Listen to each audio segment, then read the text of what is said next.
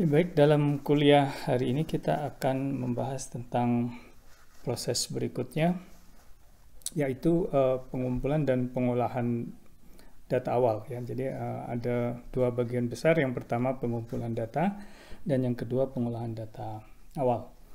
Jadi setelah kita menentukan rencana sampling, di dalam rencana sampling kita sudah tahu siapa saja yang akan menjadi responden. Pada dasarnya pengumpulan data tersebut seringkali tidak dilakukan oleh peneliti itu sendiri, tetapi dilakukan oleh orang lain. Dalam hal ini, jika sebuah perusahaan ingin melakukan sebuah riset pemasaran, perusahaan tersebut bisa melakukan subkontrak, ya. Jadi meminta perusahaan lain atau bisa juga freelance, ya, untuk menjadi tenaga pengumpulan data yang disebut dengan field workers. Nah, jadi sampling plan yang baik itu akan memudahkan kita dalam nanti mengontrol apakah field worker tersebut telah mengumpulkan data sesuai dengan plan, ya. Jadi kalau dalam contoh quick count kemarin kita sudah menentukan TPS, ya. Misalkan TPS 23 di kecamatan X, kelurahan Y, ya. Nah, jadi nanti field workers-nya akan pergi ke sana. Atau kalau kita menggunakan non-probability sampling, kita sudah menentukan field workers-nya pergi ke mall. Misalkan kalau di Bandung bisa ke Ciwok, terus pada hari apa, dari jam berapa sampai jam berapa, terus siapa saja yang perlu didekati untuk diminta menjadi responden, misalkan dengan menggunakan systematic sampling, ya, pada hari tersebut. Nah, ini adalah langkah-langkah pengumpulan data secara umum. Yang pertama kita memilih field workers, kemudian men-train, ya, melatih. Kemudian pada saat di lapangan kita melakukan supervisi. Setelah datanya terkumpul, dilakukan validasi, dan berikutnya adalah melakukan evaluasi.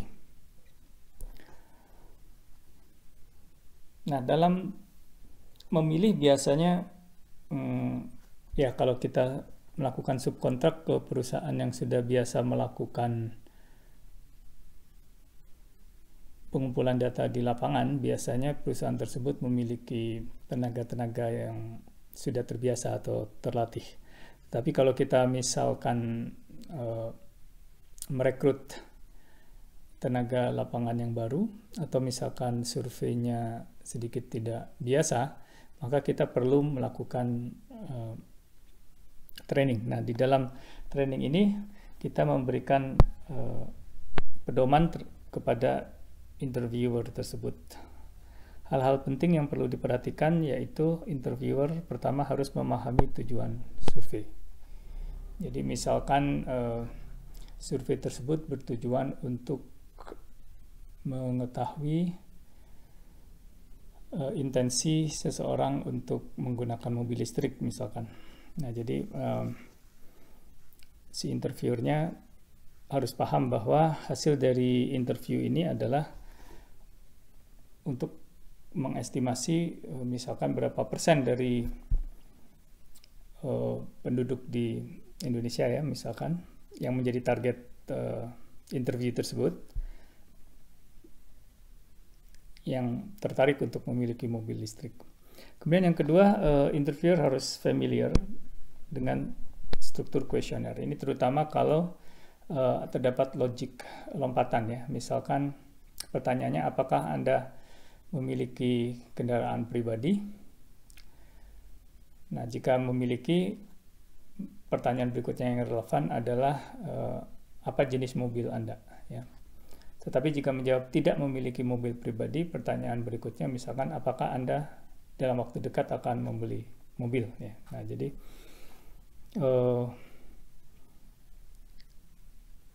sebuah pertanyaan bisa saja bercabang, ya. Jika ya, dia akan ke pertanyaan nomor 3. Jika tidak, pertanyaan nomor 4. 4, misalkan seperti ini. Nah, jadi jangan sampai apakah Anda memiliki mobil? Nanti pertanyaan nomor 4-nya seberapa sering Anda mengisi bensin. Nah, tidak punya tetapi ditanya seberapa sering ya. Jadi itu bisa membuat frustasi dari responden, atau kalau respondennya iseng dia akan menjawab tetapi jawabannya tentu saja tidak valid. Kemudian menanyakan kuesioner sesuai urutannya. Nah, ini kadang memang kuesioner tersebut telah di random pertanyaannya ya. Jadi kalau ingat pada saat kita membahas desain kuesioner, misalkan kita memiliki konstruk yang ingin diukur, misalkan terkait loyalty. Nah, nanti ada 3 pertanyaannya, L1, L2, L3. Kemudian kita juga ingin mengukur satisfaction. Nanti ada pertanyaan S1, S2, S3.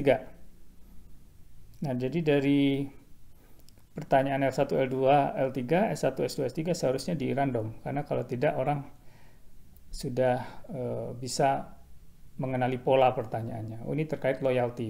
Tadi saya jawab 5, berikutnya saya jawab 5 juga, berikutnya saya jawab 5 juga, supaya saya dianggap konsisten. Jadi si responden bisa mengira-ngira.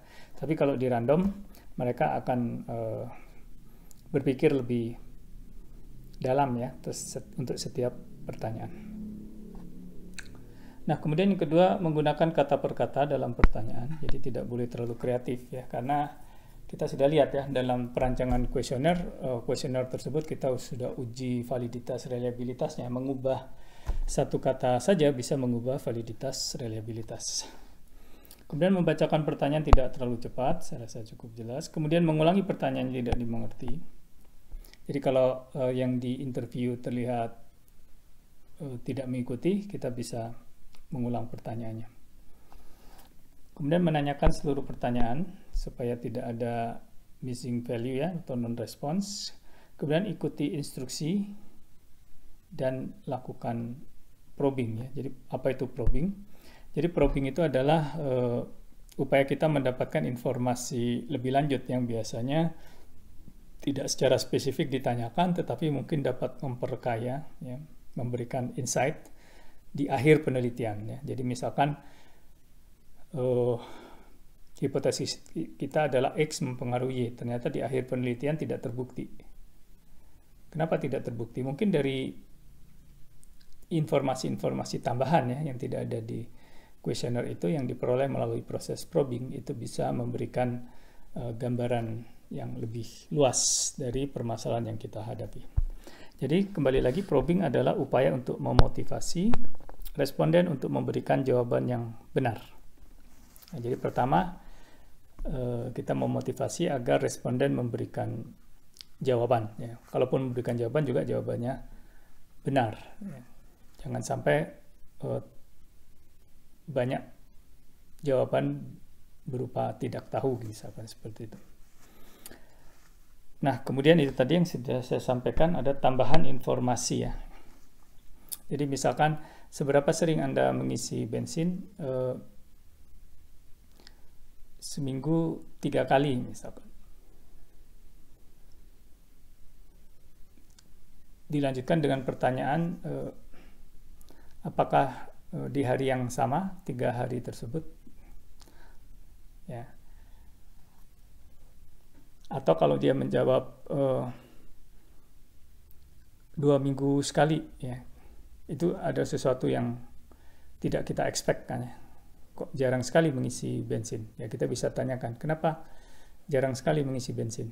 Oh, karena sehari-hari saya sebenarnya menggunakan kendaraan umum, jadi mobil hanya untuk kalau ada keperluan. Nah, itu kita perlu catat ya. Jadi ada pattern tertentu ya, bahwa beberapa orang memiliki mobil pribadi tetapi tidak untuk kepentingan sehari-hari.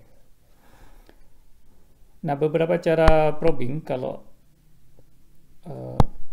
responden terkesan tidak mau menjawab atau terlalu lama berpikir, kita bisa mengulang pertanyaan. Kalau jawabannya tidak sesuai ekspektasi ya, misalkan atau menjawab ragu-ragu, kita bisa mencoba mengulang jawabannya. Oh, jadi 2 minggu sekali. Siapa tahu salah ya dalam menjawab, maksudnya seminggu 2 kali bukan 2 minggu sekali, atau oh jadi ragu-ragu. Nah, bisa jadi ada second thought ya, jadi berpikir lagi, saya sebenarnya nggak ragu-ragu sih gitu. Saya cenderung setuju. Nah, jadi dengan mengulang jawaban bisa saja responden lebih berpikir dan memberikan jawaban yang lebih benar. Kemudian diam sejenak ya. Jadi interviewernya diam sejenak, karena dalam kondisi hening biasanya orang merasa ada tekanan untuk menjawab. Berikutnya adalah memotivasi, kita meyakinkan tidak ada jawaban benar atau salah. Juga kita memotivasi biasanya bahwa respon ini akan benar-benar konfidensial ya. Dan berikutnya juga bisa menambahkan pertanyaan netral, terutama kalau kita melis, misalkan selama ini membeli produk deterjen merek apa saja gitu ya. Misalkan dia menjawab 1, 2 gitu ya, Rinso, Daya, lainnya, Attack, masih ada lainnya. Nah, jadi akan challenge untuk memberi jawaban lebih banyak. Nah, ini pedoman merekam jawaban, tapi sekarang sepertinya sudah canggih ya. Bisa menggunakan smartphone bahkan ya, direkam. Kemudian ini juga bisa terutama kalau transcribe ya, menyalin ke dalam teks, harus menggunakan kata-kata responden ya. Jadi tugas interviewer itu mencatat apa adanya. Jadi interviewer tidak boleh melakukan interpretasi ya, bahkan parafrase ya, itu tidak boleh, karena bisa saja di mata seseorang yang ahli ya, jawaban tersebut mengandung arti yang berbeda. Pilihan kata tertentu, ada diksi, ada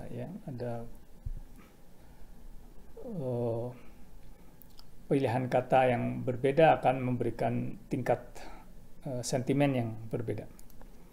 Kemudian catat semua komentar. Jadi meskipun jawabannya pilihan ganda, tapi bisa saja misalkan kemarin ya ada mahasiswa yang sedang melakukan KP, jadi pertanyaannya, berapa harga yang pantas menurut Anda terkait dengan stylish face mask?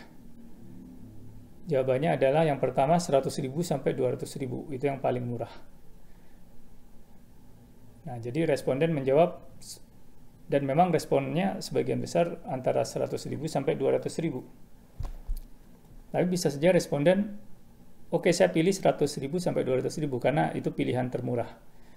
Tetapi sebenarnya saya nggak akan beli kalau harganya di atas 100.000. Nah, remark seperti itu juga perlu dicatat. Nah, kemudian kalau perlu kita mengulangi jawaban yang direkam oleh responden yang telah dicatat atau direkam. Nah, satu hal yang perlu diperhatikan ya, dalam mengakhiri survei itu jangan lupa memberi ucapan terima kasih ya. Jadi ini ada contoh, nanti bisa dibaca ya. Ini cukup panjang ya. Tapi memang budaya di Barat mereka lebih lebih menganggap terima kasih secara formal itu sesuatu yang penting, courtesy ya. Jadi sikap yang pantas seperti itu. Nah, jadi ini terutama untuk B2B ya, terutama kalau kita survei ke sebuah institusi atau perusahaan ya. Kalau di jalan mungkin cukup setelah survei kita mengucapkan terima kasih, bahkan seringkali memberikan token ya, souvenir kecil ya, bisa ballpoint atau apa gitu ya. Nah, kalau untuk perusahaan secara khusus kita perlu memberikan ucapan kartu terima kasih, bisa besoknya, lusanya ya. Karena apa? Karena kemungkinan besar di masa depan kita akan butuh bantuan perusahaan tersebut untuk kembali menjadi responden ya. Jadi dengan ucapan terima kasih akan meninggalkan kesan yang baik. Ya, bisa dibaca ini ya. Your time has been of great value. Thank you. Thank you for taking the time to give this interview. We hope you enjoyed it. Ya, harapannya enjoy ya. Your interviewer is professionally trained by the company for which he or she works, a company which belongs to the Association of Mortgage Survey Organization. Ini ditekankan bahwa interviewernya adalah trained dan mereka resmi, bagian dari sebuah asosiasi. The association exists to ensure that its member maintain the highest professional standards of market research. Your interviewer carries an identity card which guarantees they are a genuine market researcher. Jadi untuk meyakinkan bahwa yang kemarin datang itu sebenarnya asli ya, dan mereka sudah mengikuti standar profesional. And the way in which you were interviewed. In order to make sure that a representative sample was interviewed, you may have been asked certain questions about your age, occupation, income, and other descriptive details. Jadi mengapa kok kemarin ditanya age, occupation misalkan ya?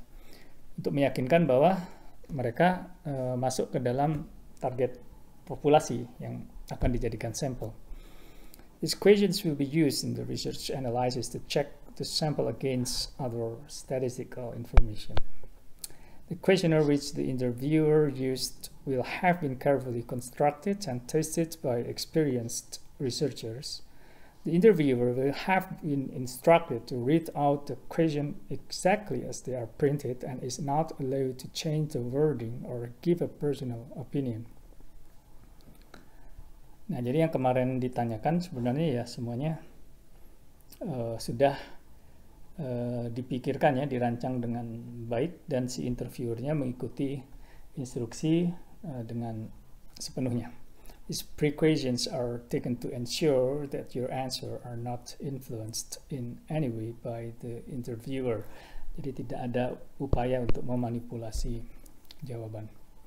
Nah, jadi setelah menerima kartu ini nanti ya mereka rest assured ya, jadi di masa depan kalau ada permintaan menjadi responden lagi, mereka sudah merasa comfortable ya, yakin bahwa survei itu dilakukan secara profesional dan tidak akan disalahgunakan. Nah, setelah terkumpul data, bahkan ini tidak harus proyeknya sampai selesai ya, jadi misalkan proses pengumpulan datanya 2 minggu. Nah, di setiap akhir hari kita sudah bisa mulai melakukan kontrol ya. Yang pertama kualitas response. Ini di buku Malhotra banyak beberapa poin, nanti menjadi tugas baca ya. Salah satunya seorang field worker apakah banyak. Karena sudah dikasih kuota ya. Misalkan menggunakan systematic sampling, pergi ke kecamatan X, kelurahan Y, RT 05 ya. Nah, nanti di sana ada nomor rumah sekian. Ada kuota 15. Nah, dari 15 rumah yang menjadi kuota ini berapa yang bersedia memberi jawaban?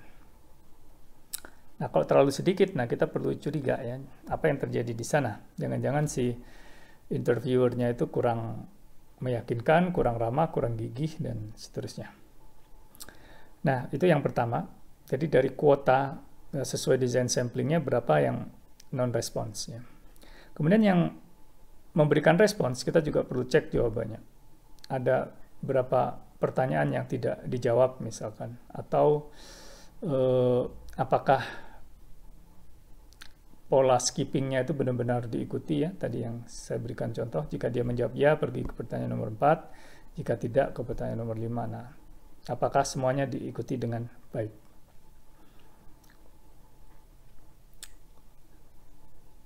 Nah, di sini yang perlu diperhatikan adalah kemungkinan perilaku cheating. Cheating itu artinya si respondennya tidak mau memberi jawaban dijawab sendiri ya, seperti itu. Takut nanti terlalu banyak non-response, dia jawab sendiri. Atau ingin cepat selesai ya, jadi dijawab dengan cepat, apapun jawabannya, meskipun ragu-ragu diisi. Atau itu tadi diberi kuota 15, ternyata hanya satu rumah tangga yang mau menjawab, 14 sisanya diisi sendiri. Nah, itu semua perilaku cheating. Ya, ini ada banyak cara sebenarnya, bisa saja dengan misalkan meminta bukti ya, foto bersama ya, sekarang dengan adanya smartphone ya. Bahkan mungkin dengan GPS ya, itu juga bisa dimungkinkan apakah pergerakannya itu mencurigakan atau tidak dari satu rumah ke rumah yang lain. Ya, dia berhenti di sebuah rumah 15 menit ya. Oh, memang kuesioner ini bisa diisi 15 menit. Tetapi kalau 2 menit pindah lagi, 2 menit pindah lagi, 2 menit lagi, dan ternyata jawabannya full, nah itu patut dicurigai. Yang terakhir sebenarnya bisa juga menggunakan pattern recognition ya. Jadi ada karena pada dasarnya manusia tidak random. Jadi kalau ada jawaban-jawaban yang polanya anomali dibanding sebagian besar responden, dan itu terjadi untuk field worker tertentu, nah field worker tertentu tersebut patut dicurigai. Sebenarnya banyak cara. Nah ini kalau kita menyewa perusahaan profesional ya, mereka sudah memiliki cara ini. Tetapi selebihnya mungkin bisa dibaca di buku-buku terkait dengan praktik riset pemasaran di lapangan.